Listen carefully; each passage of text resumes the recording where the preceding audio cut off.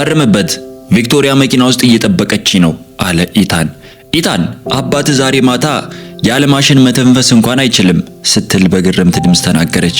እኔ ምንም አይገደኝም፣ ወረቀቶቹ ላይ ብቻ ፈርሙልኝ አለ።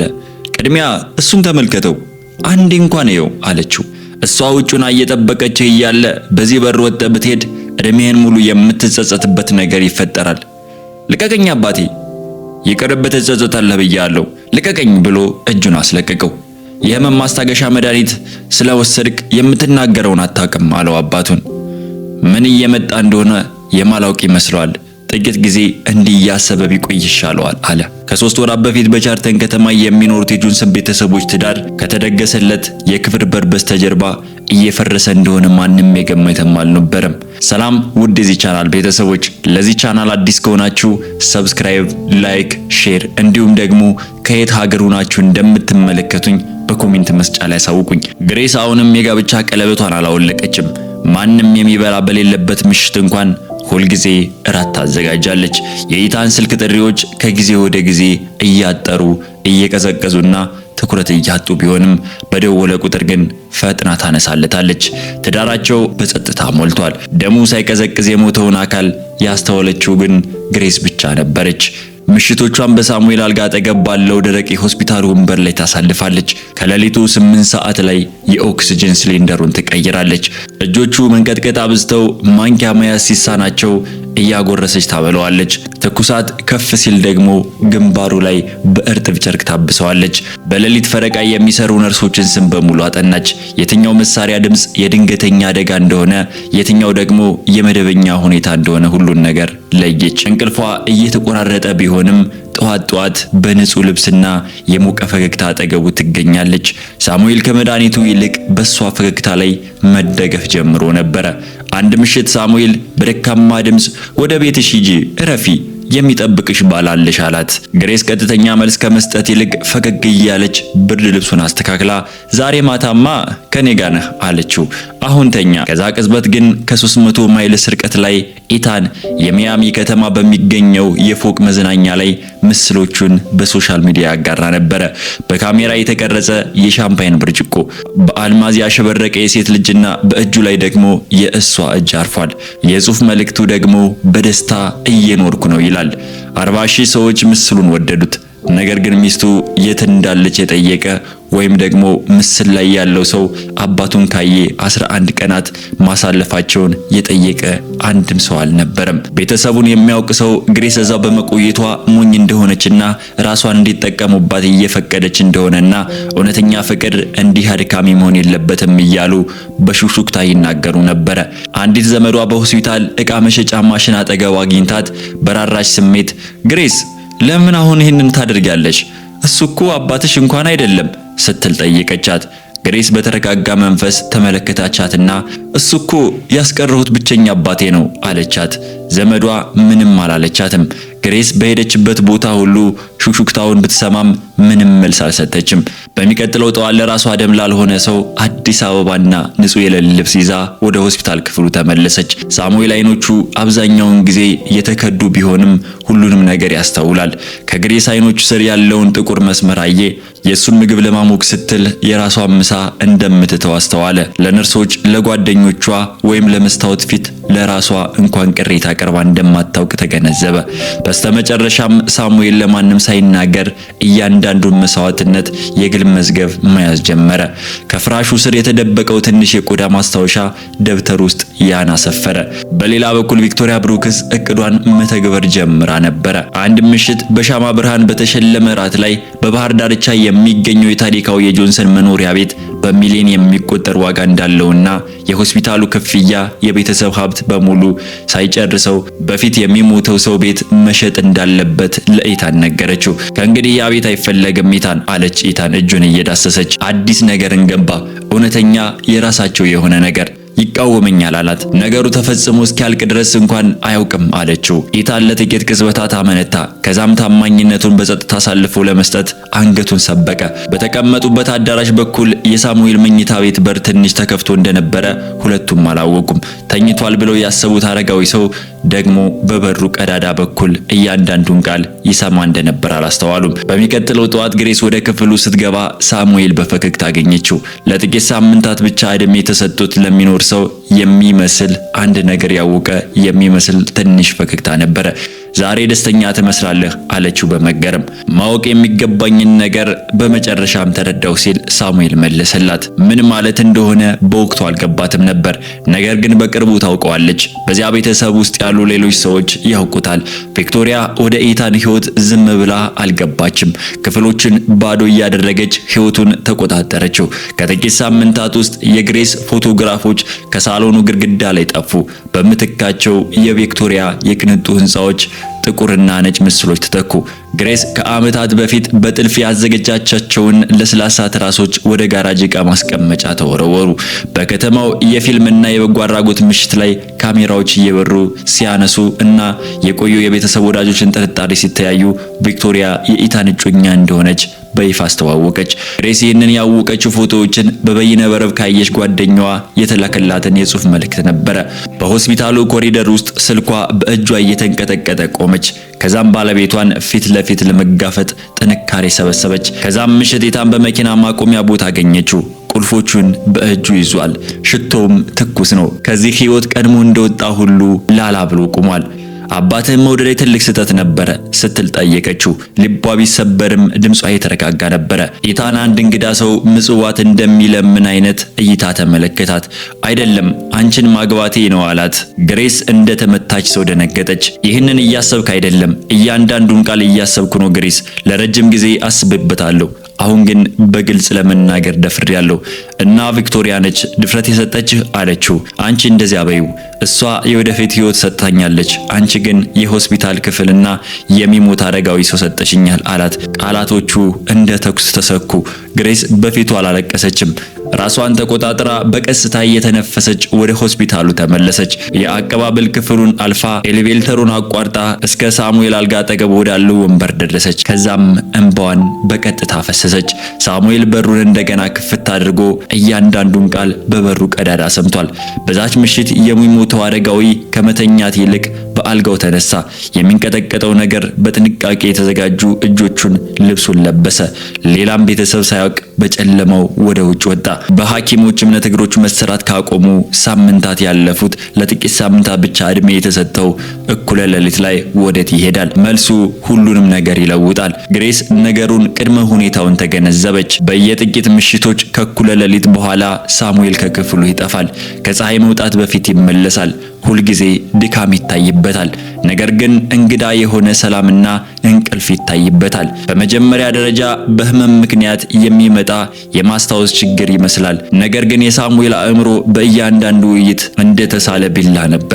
ልደት ከ10 ዓመታት በፊት የነበሩ የፍርድ ቤት መዝገቦችን እና ግሬስና ኢታን ለመጀመሪያ ጊዜ የተገናኙበትን ትክክለኛ ቀን እንኳን ያስታውሳል። አንድ ምሽት ስጋትና ጉጉት ተደባልቆባት ልትከተለው ወሰነች። ነገር ግን ግልጽ የሆነ ዓላማ ነበረው። በሕግ ሥራ ዘመኑ የሚያውቀው የድሮ ወዳጁ በነበረው አሽከርካሪ ወደ መኪና እንዲገባ ተደረገ። ልቧ እየመታ በራሷ መኪና ተከተለችው። ሚስጥራዊ የሆስፒታል ጉብኝት ወይም ስለ ኑዛዜ ጠበቃዎች ጋር የሚደረግ የሌሊት ስብሰባ ጠበቀች። ነገር ግን መኪናዋ ከተማዋ ዳርቻ በሚገኝ አብዛኛው ሰው ትኩረት ሳይሰጠው የሚያልፈው አሮጌና የፊደል ካፌ ህንጻ ፊት ቆመች። በውስጡ ግሬስ የማታውቃቸው ሰዎች አገኘች። አሮጌ ጃኬት የለበሱ አረጋዊ የተሰበረ ኬትል ቡና ይከፍላሉ። በዊልቸር ላይ የተቀመጠች ሴት የከራይ ማስመጫ ወረቀቶችን ይዛ እጆቹ እየተንቀጠቀጡ ትናገራለች። አንዲት ወጣት መበለት ደግሞ በሶስት የፕላስቲክ ወንበሮች ላይ የተኙ ሁለት ህፃናትን ይዛለች። አካል ጉዳተኛ የወታደር አበጋዶች ጀርባ ተቀምጠዋል። ሳሙኤል ወደ ክፍሉ ከገባ ቁጥር በታላቅ አክብሮትና ከቆየ ልማድ በመነሳት ዳኛችን እያሉ አንገታቸውን ይደፋሉ። ለዓመታት ሳሙኤል ጆንሰን በከተማው ውስጥ ችግረኛ ቤተሰቦችን በሚስጥር ይረዳ ነበረ። የቤት ኪራይ ይከፍል ነበረ። የሕክምና ወጪዎችን ይሸፍን ነበረ። መበለቶችን ከቤታቸው እንዳይወጡና ወታደሮች እያንዳንዱን ይደግፋል። ይህንን ግን ለገዛ ቤተሰብ አንድም ቀን ተናግሮ አያውቅም። ሳሙኤል በደከሙ ነገር ግን በኮሩ አይኖች ወደ ግሬስ እየተመለከተ እያንዳንዱን ሳንቲም ከወዴት እንዳመጣ የሚያውቅ አንድ ሰው ብቻ ነበር አላት። እሱም አንቺ ነሽ አላት። ሳሙኤል እኔ ምንም አላወቅኩም ነበረ። ይህ እኮ ግሬስ እጇን አፏ ላይ ጭና ያልተጠበቀ እንባ በአይኗ ፈሰሰ።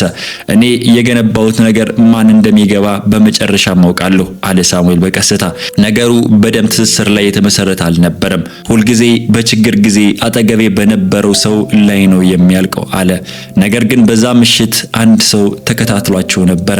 መንገዱን ተሻግሮ የካሜራ ብልጭታ ያንን ቅጽበት ቀረጸው። ጠዋት ላይ ቪክቶሪያ ሁለቱም ካሰቡት በላይ አደገኛ መሳሪያ ልታደርገው ያቀደችውን ሚስጥራዊ ስብሰባ ማስረጃ በእጁ አስገባች። ከዛ ሳምንት መጨረሻ ሳሙኤል አንድ የድሮ ወዳጁን ወደ አልጋው ጠራ።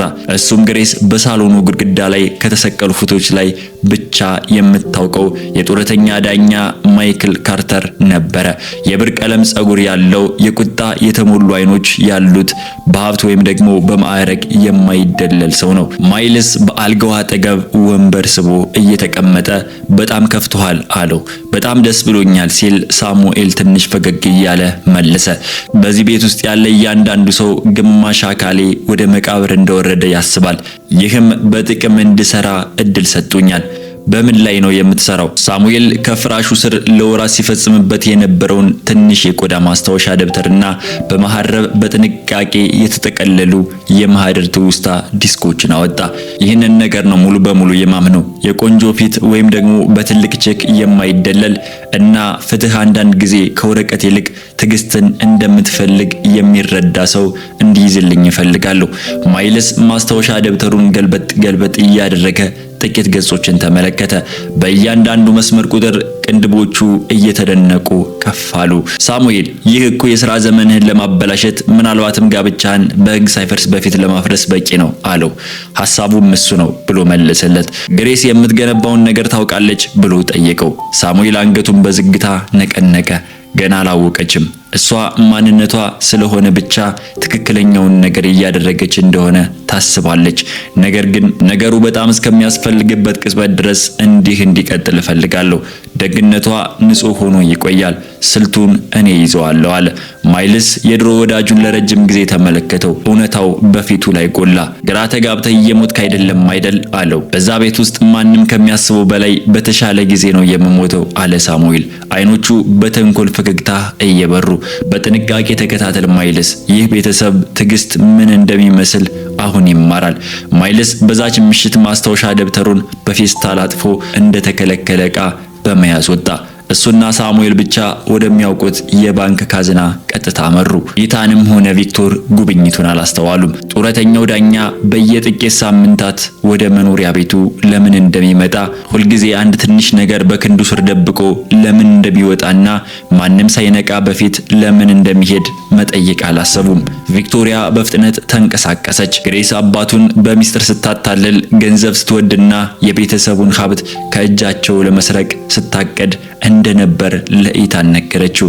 ያንን ሚስጥራዊ ፎቶግራፍ እንደ ክህደት ማስረጃ አድርጋ አሳየችው። ኢታን ግሬስን በዛ ታሪክ ውስጥ እንደ አደገኛ ሰው የሚያስቆጥር ማንኛውንም ነገር ለማመን ጓጉቶ ስለነበር እያንዳንዱን ቃል ያለምንም ጥያቄ ተቀበለ። እኩለ ሌሊት ላይ ይዛው ስትዞር ነበር ኢታን ከእንግዶች ጋር እየተገናኘች ለዛ ቤተሰብ የሚገባ ገንዘብ ስታድል ነበር። ይህ የግሬስ ባህሪ አይመስልም ወይንስ ደግሞ እንዲሆን አትፈልግም? ከጥቂት ቀናት ውስጥ ትንንሽ ዕቃዎች ከቤት መጥፋት ጀመሩ። ከሳሙኤል ቁምሳጥን ላይ የወርቅ አምባር፣ ከኩሽናው መሳቢያ ውስጥ ጥሬ ገንዘብ፣ የመድኃኒት ብልቃጦች ከቀጠሯቸው በፊት ባዶ መሆን ጀመሩ። ከኮሪደሩ ላይ ያሉ የደህንነት ካሜራዎች ግሬስ ከሳሙኤል ጋር ብቻዋን የምትሆንበት ምሽት ሁሉ በሚስጥር መቅረጽ ያቆማሉ። የተቀረጹ ምስሎች በየጊዜው ይበላሻሉ። በአንድ ወቅት በፍቅር ፈገግ የሚሉ ጎረቤቶች በሹሹክታ ማማት ጀመሩ። የኢታን የሩቅ ቤተሰቦች ግሬስ አደገኛ እንደሆነች በቡድን ውይይታቸው ላይ መናገር ጀመሩ። እሷ በቡድኑ ውስጥ ባትኖርም የጥፋተኝነት ስሜት የተሰማው አንድ ዘመዷ ነግሯታል። አንድ ምሽት በሳሙኤል አልጋ አጠገብ ተቀምጣ ከሱ እየተሰረቁ እንደሆኑ ያስባሉ አለች በጸጥታ። የገዛ ልጅህ ከእኔ እየሰረቁ እንደሆነ ያስባል። ሳሙኤል በምንም ነገር ላይ ምንም አልተናገረም። ዝምታው ደግሞ ከማንኛውም ክስ በላይ አእምሮ ያሰቃይ ነበረ። ግሬስ ሁሉንም ነገር መስዋዕት ያደረገችለት ሰው በሚስጥር ከሚያውቃት ሰዎች ጋር የተቀላቀለ መሆኑን ማሰብ ጀመረች። በወራት ውስጥ የገነባችው እምነት ቤተሰብና በእሷ ላይ ሲዞር የቀላሉ ጠፍቶ እንደሆነ ተጠራጠረች። በዛች ምሽት በቁም ሳጥኑ ሻንጣ አውጥታ በሚንቀጠቀጡ እጆቿ ልብሶቿን ማዘጋጀት ጀመረች።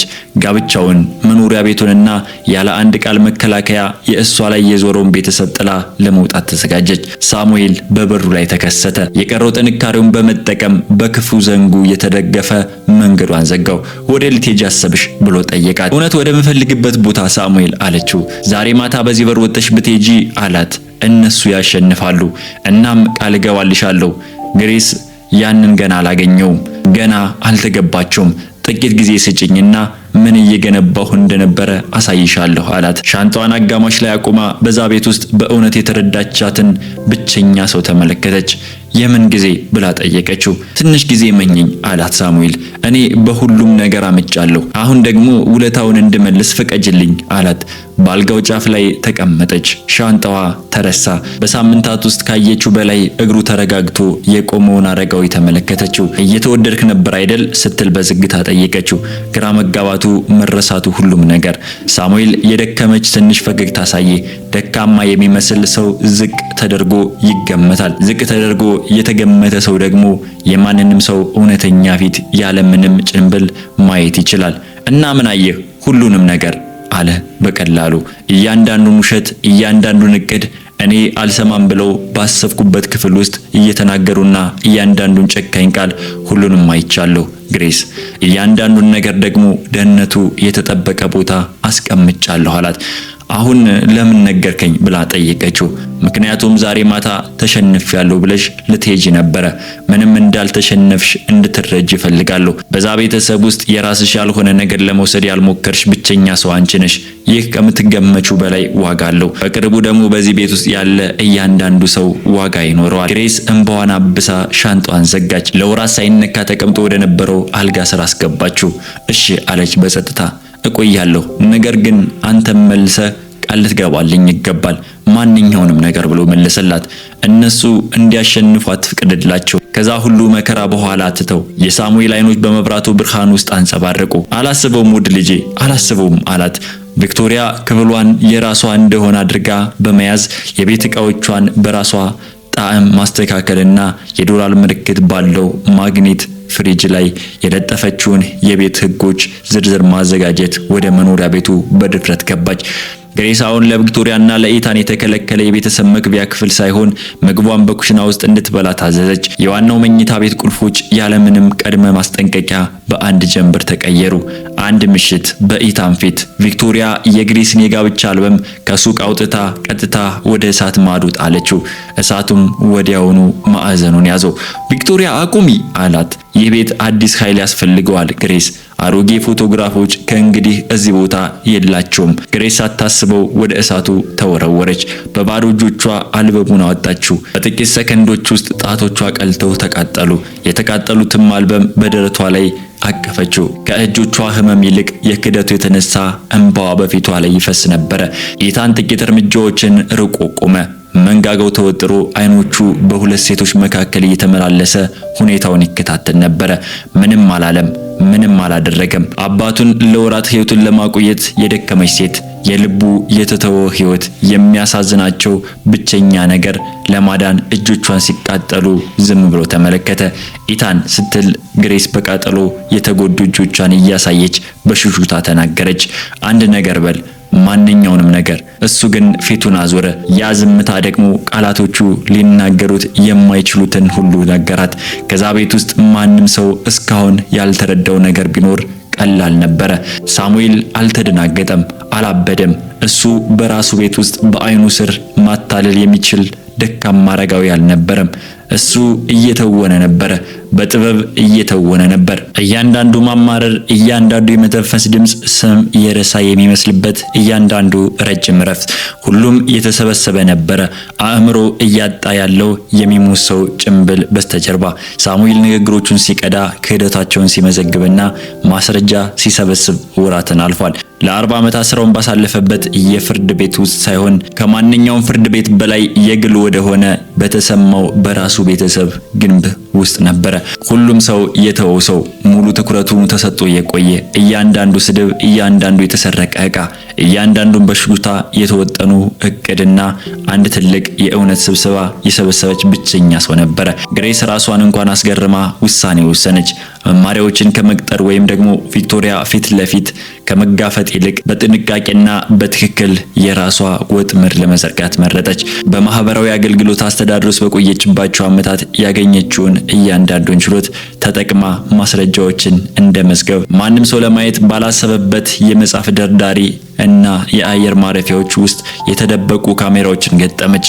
በኮቱ ኪስ ውስጥ ባስቀመጠችው ትንሽ መቅረጫ መሳሪያ ንግግሮች ቀረጸች። ቪክቶሪያ ሰራተኞችን ማስወጣት ስላለባት ነገር የምትናገረውንና የኢታን ቅዝቃዜ የተሞላበት ስምምነት ያዘች።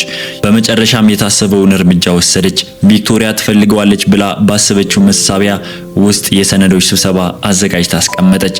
ስግብግብነት ምን ያህል በፍጥነት ወጥመድ እንደሚበላ ለመመልከት ጠበቀች። ቪክቶሪያ ሰነዶቹን ከጥቂት ቀናት ውስጥ አገኘቻቸው። የግሬስ እቅድ ማስረጃ እንዳገኘች በማሰብ ወዲያውኑ ሰረቀችው። ግሬስ ከቤት ለመባረር እንዴት እንደምትጠቀምበት ማሰብ ጀመረች። ልክ ግሬስ እንዳቀደችው ወጥመዱ ተዘረጋ። ነገር ግን ግሬስ የሚያስፈልጋትን ነገር ሁሉ ስብሰባ ሳታጠናቅቅ የሳሙኤል ጤንነት ድንገት ተበላሸ። የመሳሪያዎቹ ድምፅ ጨመረ። ሐኪሞች በበሩ ውጭ በሹክሹክታና በአስቸኳይ ሁኔታ ይነጋገራሉ። ለዓመታት ጠይቀው የማያውቁት የቤተሰብ አባላት በላቀ ልብሳቸው አጊጠው አበቦችንና በአይናቸው ውስጥ ካሉት ስሌት ጋር የማይመጣጠን ከንቱ የአስቸኳይ ስሜት ይዘው በድንገት በቤቱ በር ላይ ተከሰቱ። ሁሉም ሰው አንድ ነገር ይፈልጋል። ግሬስ ግን ከገዛ ልጁ በላይ ከሷ ጋር ከተማመነ ሰው ጋር አንድ ተጨማሪ እውነተኛ ውይይት ብቻ ትፈልግ ነበረ። አንድ ምሽት እጁን ይዛ ሳሙኤል፣ ማንኛውም ነገር ቢፈጠር እኔን ስለተረዳኸኝ አመሰግናለሁ ስትል በሹክሹክታ ተናገረች። እጁን በደካማ ሁኔታ ጨመቀችው። ዓለምም ይይሻል ግሬስ፣ በቅርቡ ቃል እገባልሻለሁ አላት። ቪክቶሪያ የቤተሰብ ትኩረት ወደ ሳሙኤል አልጋ እየተመለሰ እንደሆነ ተሰምቷት በየቀኑ እየተጨነቀች መጣች። አንድ ቀን ከሰዓት በኋላ በኩሽናው ውጭ ባለው ኮሪደር ላይ ግሬስን አስቆመቻት። የሚጎበኙ ዘመዶች እንዳይሰሙ ድምጿን ዝቅ አድርጋ ለሚሞት ሰው ታማኝ ሆኖ መቆየት አንድ ነገር ያስገኘኛል ብለሽ ታስቢያለሽ ግሬስ ብላ ጠየቀቻት። በሚቀጥለው ሳምንት ስምሽን እንኳን አያስታውስም። የዚህ መስዋዕትነት ሁሉ ትርጉም አንቺ እንደምታስቢው አይደለም አለቻት። እኔ ይህንን የማደርገው እንዲያስታውሰኝ ብዬ አይደለም ቪክቶሪያ ብላ መለሰችላት። ታዲያ ለምን ታደርጊዋለሽ? የራስሽ የሆነ ነገር መገንባት ሲገባሽ የዚያን አረጋዊ አፍ እየጠረግሽ ወጣትነትሽን ለምን ታባከኛለሽ? ግሬስ ሳትደናገጥ አይኖቿን ተመለከተቻት። ምክንያቱም እያንዳንዳችን የሰውን ዋጋ በንብረት ግምት አንለካም አለቻት። የቪክቶሪያ ፈገግታ ወዲያውኑ ጠፋ። ኢታንና እኔ በዚህ ቤት ውስጥ ስንኖር አንቺ ደግሞ ትዳርሽ ለምን እንደፈረሰ ለጓደኞችሽ ስታስረጂ ያኔ በዚህ ትንቢተኛ ትጸጸቻለሽ አለቻት። ግሬስ በጸጥታ ትዳሬ ለምን እንደፈረሰ አሁኑን አውቃለሁ፣ ነገር ግን ከፊት ተቀምጬ ሂደቱን እመለከተዋለሁ ብዬ አልጠበቅኩም ነበር አለቻት። ቪክቶሪያ መልስ ሳሰጥበት በፊት ግሬስ ረጋ ብላ ራቀቻት። ምንም የሚዋጋበት ነገር የላትም ብላ ያሰበቻት ሴት ያሳየቻት ጥንካሬ ቪክቶሪያ በኮሪደር ውስጥ ብቻዋን አስቀርቷት አስደነገጣት። ሳሙኤል የመጨረሻውን የቤተሰብ ራት አጥብቆ ጠየቀ። ሁኔታው ከባድ ቢሆንም የሚሞተውን ሰው ጥያቄ ማንም ሊቃወሙ አልደፈረም። ንግስት መስላ የመጣችው ቪክቶሪያ እንኳን አልተቃወመችም። የመግቢያ ክፍሉ በሻማ ብርሃን አምሮ ነበረ። ውድ የምግብ ዕቃዎች በጠረጴዛው ላይ ተደርድረዋል። እነዛው ሳሙኤል የሞተችው ባለቤቱ ከብዙ አስርተ ዓመታት በፊት የመረጠቻቸው ዕቃዎች ነበሩ። ለጥቂት ቅጽበቶች አካባቢው ሰላማዊ ይመስል ነበረ። በጣም ሰላማዊ፣ ማዕበሉ ከመነሳቱ በፊት የሚኖር አይነት ጸጥታ። ምግቡ አጋማሽ ላይ ሲደርስ ሳሙኤል ሹካውን አስቀምጦ በጠረጴዛው ዙሪያ ያሉትን ሰዎች በሙሉ አይኖቹን በዝግታ እያዟዟረ ተመለከተ። እያንዳንዳችሁ ለአንድ ጥያቄ መልስ እንድትሰጡኝ ይፈልጋለሁ አለ። በዚህ ሕይወት ውስጥ ከሁሉ በላይ የምታከብሩት ነገር ምንድን ነው ብሎ ጠየቃቸው። ኢታን ለመጀመሪያ ጊዜ ተናገረ። ስለ ምኞትና ስኬት አባቱ ከገነባው በላይ ትልቅ ነገር ስለመገንባት ብሎ ተናገረ። አንድ ዘመድ ደግሞ ስለ ንብረት፣ ስለ መሬት፣ ስለ ቆጠሩና ሊከፈሉ ስለሚችሉ ሀብቶች ጠቀሰ። ሌላው ዘመድ ደግሞ በቤተሰብ ስምና በትውልድ ሽፋን የተቀመጠውን ማህበራዊ ማዕረግ ተናገረ። ቪክቶሪያ ፈገግ ብላ ስለ ትውልድ ሐሳብ ተናገረች። ነገር ግን በጠረጴዛው ዙሪያ ያለው እያንዳንዱ ሰው እሷ ማለት ገንዘብና ገንዘብ ብቻ እንደሆነች ተረድቷል። ከዛም ሳሙኤል አይኖቹ በርህራሄ ተሞልተው ወደ ግሬስ ዞረ። አንቺስ ብሎ ጠየቃት። በጠረጴዛው ዙሪያ ያለው እያንዳንዱ አይን ወደ እሷ እንደዞረ እያወቀች መልስ ከመስጠቷ በፊት ለረጅም ጊዜ አሰበች። ሰዎችን አለች በቀላሉ። ሰዎችን ብቻ። እኔ ሁልጊዜ ዋጋ የምሰጠው ለእነሱ ብቻ ነው አለች። ሳሙኤል ከረጅም ጉዞ በኋላ በመጨረሻም ወደ ቤት እንደተመለሰች ልጅ አባት አይነት ፈገግታ አሳየ። ተጨማሪ ነገር ለመናገር አፉን ከፈተ። ነገር ግን አረፍተ ነገሩን አልጨረሰም። እጁ ወደ ደረቱ ሄዶ አስተንፋሱን ተቆጣጠረ። በመስታወቶቹ መካከል ወደ ጠረጴዛው ላይ ወደቀ። የወይን ጠጁም በነጭ ጨርቅ ላይ እንደ ደም እድፍ ተሰራጨ። ወዲያውኑ ሁከት ተፈጠረ። ወንበሮቹ ተገፉ። አንድ ሰው አምቡላንስ እንዲጠራ ጮኸ። ግሬስ የሚንቀጠቀጡ እጆቹ የልብ ምቱ እያየች አጠገቡ ነበረች። ኢታን ግን ሳይንቀሳቀስ ደንዝዞ ቆሞ ነበረ። ቀብሩ በሐዘን የተሸፈነ የጦር ሜዳ ሆነ።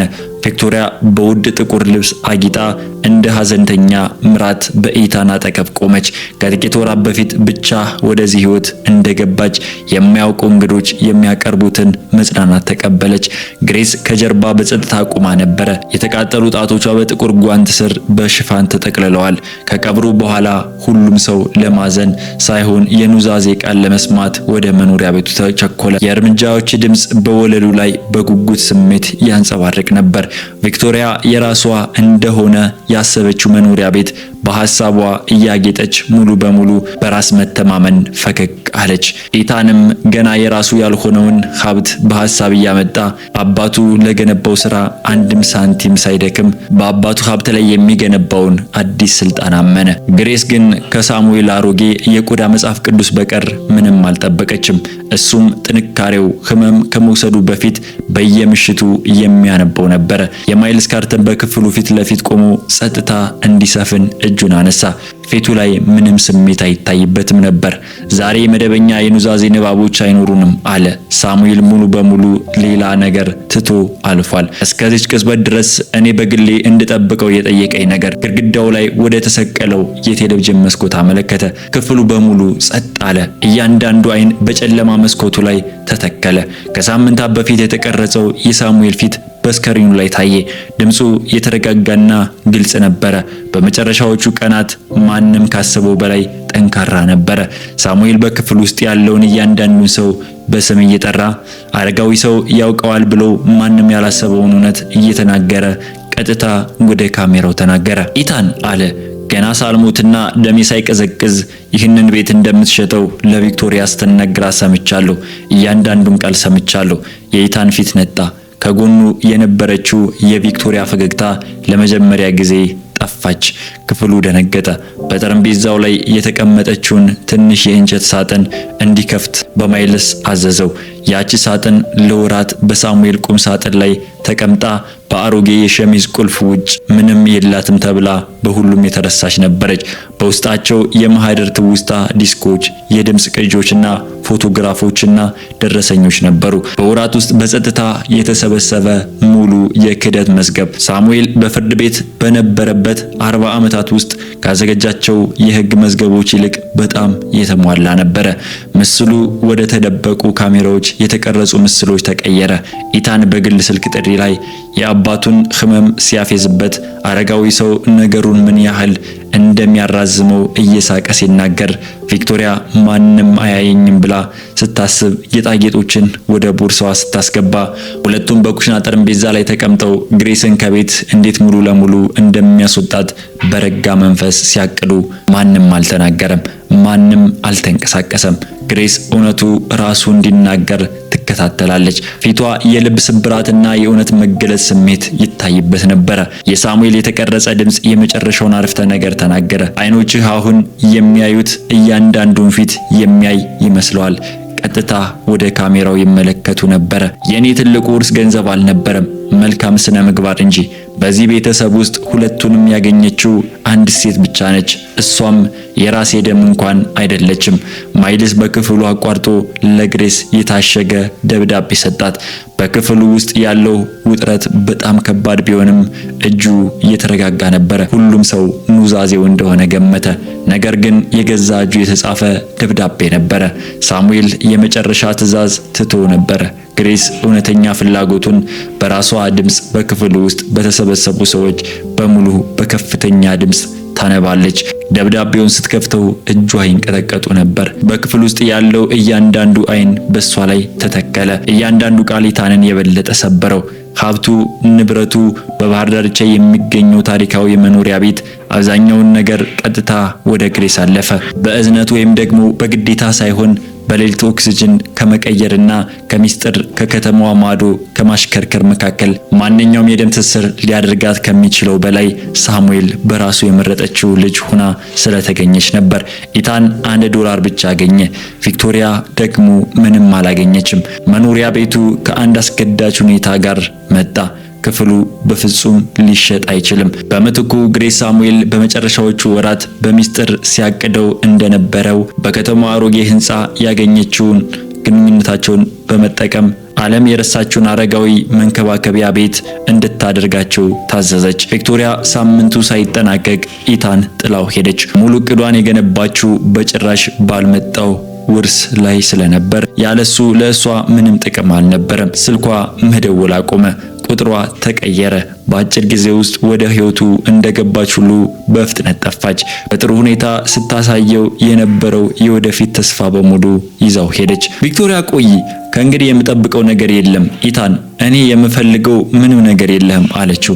የኢታን የህግ ኩባንያ በቅርቡ ሳሙኤል በሰበሰበው ቅጂ ውስጥ የተደበቀ የገንዘብ ማጭበርበር አገኘ። ኢታን ለቪክቶሪያ የቅንጦት ህይወት ያለበትን ዕዳ ለመሸፈን የደንበኞቹን ገንዘብ በሚስጥር ሲወስድ የነበረበት ማስረጃ ተገኘ። በወር ውስጥ አጋርነቱ ፈረሰ። በአንድ ወቅት በራሱ መተማመን የገዛቸው በነበሩ ማህበረሰብ መካከል ስሙ ጠፋ። በፎቁ ላይ ባሉ መዝናኛዎች እድገቱን ያከበሩለት ጓደኞቹ በፍጥነት ጠፉ። ሁሉም ነገር ቃል ገብቶለት ከዝምታ ውጭ ምንም ባልሰጠው ህይወት ውስጥ ብቻውን ቀረ። ግሬስ ሙሉ በሙሉ የተለየ መንገድ መረጠች።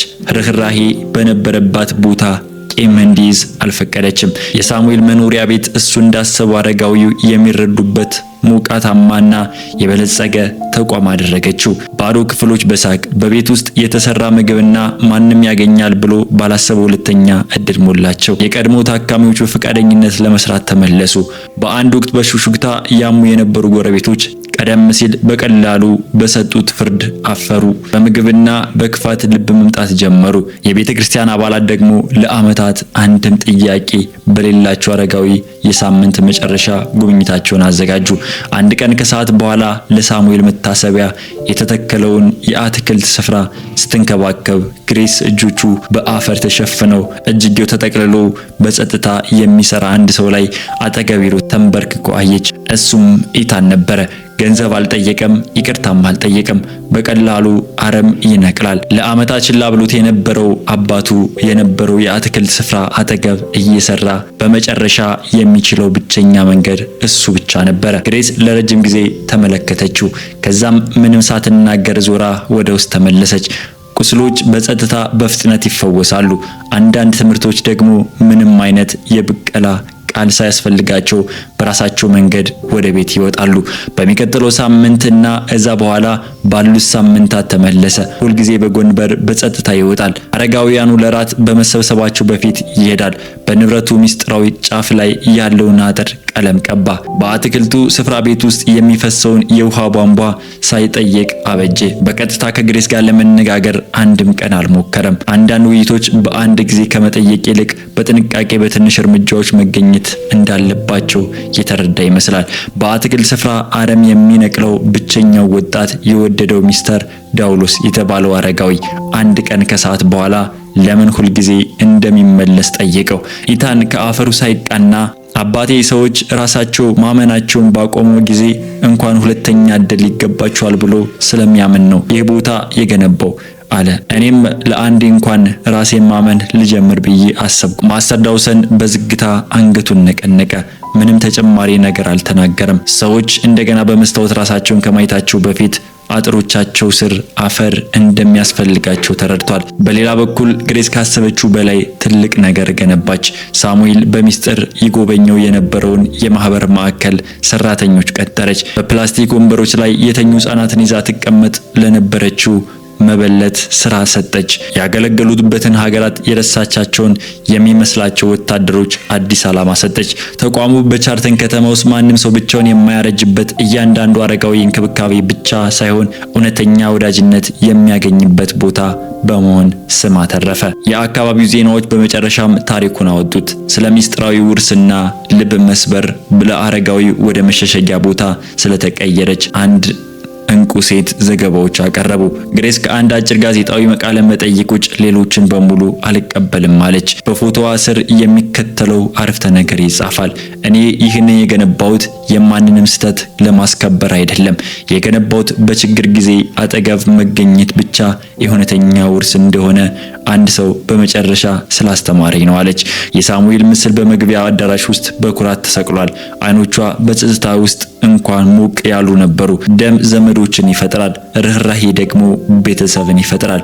ግሬስ በዚህ ምስል ስር ቆማ ፈገግ አለች። እውነተኛ ፈገግታ በወራት ውስጥ እስከ አይኖቿ የደረሰ የመጀመሪያ ፈገግታ ነበረ። መጽናናትን የሚሰጥ ሀብት አልወረሰችም። ይልቁንም የህይወት ትርጉም የሚሰጥ ዓላማና በግዴታ ሳይሆን በመረጣት የገነባ ቤተሰብ ወረሰች። እንደገና አላገባችም። በኢታን የተተወውን ቦታ በሌላ ሰው ስም መሙላት አላስፈለጋትም። በምትኩ መኖሪያ ቤቱ በእውነት ፍቅር ሚስ ግሬስ ብለው የሚጠሯት አረጋዊ ተቋሙን እንደ ተቀደሰ ቦታ የሚመለከቱ በጎ ፈቃደኞች እና ለጸጸት ምንም ቦታ ባልተወ ሙሉ ዓላማ ተሞላ። ሰላም ውድ የዚህ ቻናል ቤተሰቦች፣ የዛሬ ታሪካችን ይህንን ይመስል ነበረ። በቀጣይ በሌላ ታሪክ እስከምንገናኝ ቸር ቆዩልን። ሰብስክራይብ ማድረጋችሁን እንዳትረሱ።